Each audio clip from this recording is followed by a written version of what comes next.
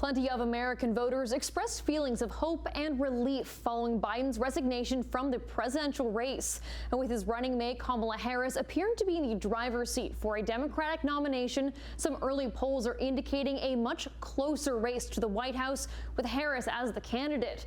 One revealed that nearly 2/3 of Democrats felt Biden should withdraw, while a majority believe Harris will perform better. Jason Gayola joins us live with more. Hey, Jason. Hey, Emily. It does sure look like the Democrats have found new life, and more than 1,000 people have already endorsed Harris, except for a few key figures that are deemed to be influential.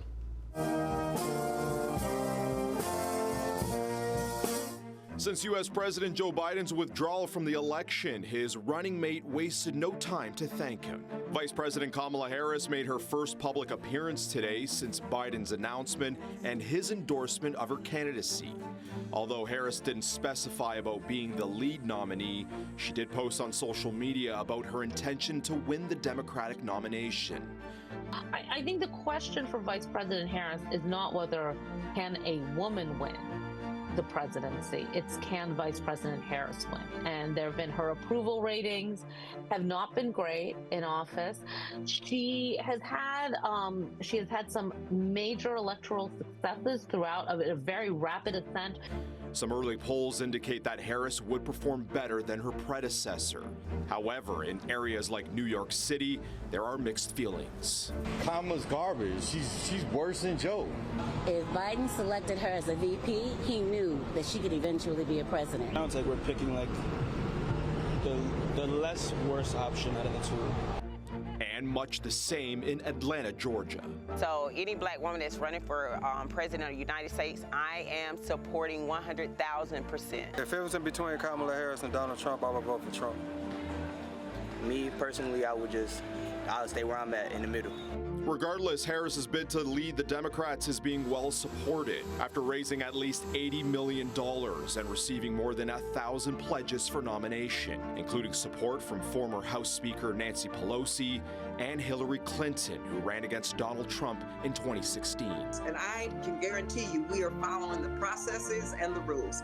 And we are naturally counting delegates. There are those of us who've endorsed her who want her to be the nominee. She's ready, she's prepared, but we have to do the work. And I tell you, people are excited about her becoming the nominee, and the DNC and the processes will be adhered to. There's no coronation going on. I mean, so far Harris isn't facing competition, but not every Democrat has tossed her an endorsement. Vice President Kamala Harris has excited the community.